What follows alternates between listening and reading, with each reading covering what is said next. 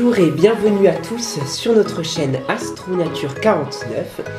Et dans le contexte des éphémérides du ciel du mois de novembre 2020, nous vous invitons à la pratique de l'astronomie amateur et à l'observation du ciel profond, c'est-à-dire tous les amas d'étoiles, les galaxies, nébuleuses et autres. Et pour ce mois-ci, pour cette fois-ci, nous allons parler du double amas de Persée NGC 869 et 884. Voilà, ce sont les deux composantes du double amas. Alors, c'est un amas ouvert associé qui se situe donc dans la constellation, comme son nom l'indique, de Persée. Alors, près du W de la constellation de Cassiopée et pas très loin d'Andromède. Alors, la constellation, mais aussi la galaxie qui est cachée à l'intérieur de cette constellation et qui est très célèbre, du même nom. Alors, ce double amas donc, est situé à 7000 années-lumière de nous, alors 7100 pour NGC 869 et 7400 années-lumière pour NGC 884. Donc, c'est pas la porte à côté quand même. Ouais. Alors, elle a été découverte par Hipparque, qui est un astronome, géographe et mathématicien grec, en 130 avant Jésus-Christ.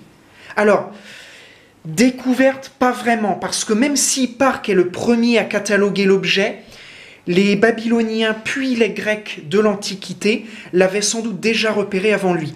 Cependant, sa nature réelle ne se révélant qu'aux instruments, eh bien, il fallut attendre William Herschel au début du 19e siècle pour comprendre qu'il s'agissait en fait de deux amas stellaires distincts. Messier ne l'intégra pas dans son célèbre catalogue astronomique, mais vous retrouverez le double amas sous la numérotation 14 du catalogue Caldwell. Les deux composantes du double amas seraient nées ensemble dans une même nébuleuse primitive. Chacun comprendrait quelques centaines d'étoiles.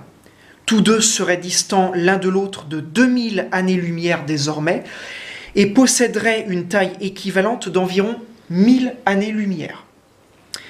Ils seraient essentiellement constitués d'étoiles géantes bleues, donc des étoiles dans la force de l'âge.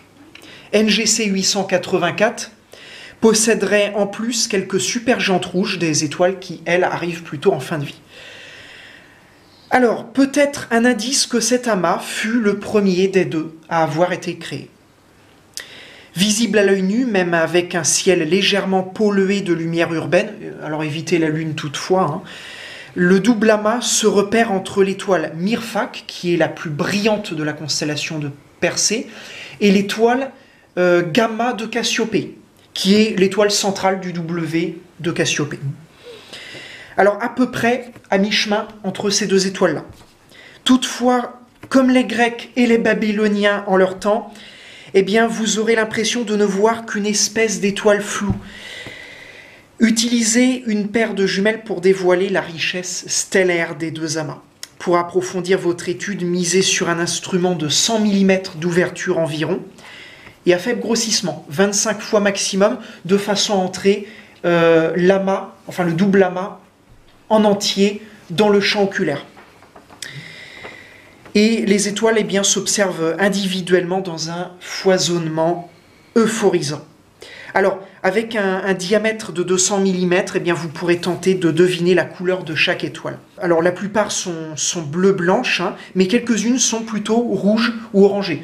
Les supergéantes rouges dont on avait parlé tout à l'heure qui arrivent en fin de vie. Ça permet de... La couleur des étoiles, souvent, alors déjà permettre de connaître la température de ces astres, mais aussi, alors pas forcément leur taille, mais aussi leur âge. C'est ça.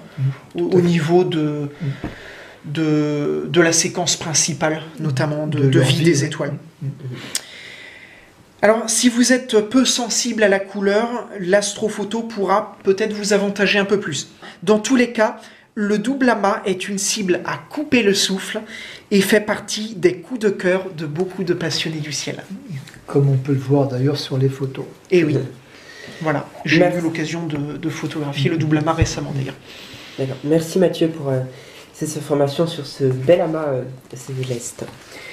Eh bien, merci à tous ceux qui nous ont suivis pour cette vidéo du ciel profond. Alors, continuez de liker, de laisser des commentaires, et ainsi ça continue de nous encourager à faire plus. Donc, nous vous souhaitons de bonnes observations célestes en ce mois de novembre, et nous vous donnons rendez-vous pour le mois prochain. Et je rappelle aussi, bien sûr, que nous allons sortir une vidéo sur les Pléiades, donc qu'on avait parlé l'année dernière au même moment, de M45. On a parlé dans le ciel profond. Voilà, je vous souhaite un bon ciel à tous et à toutes.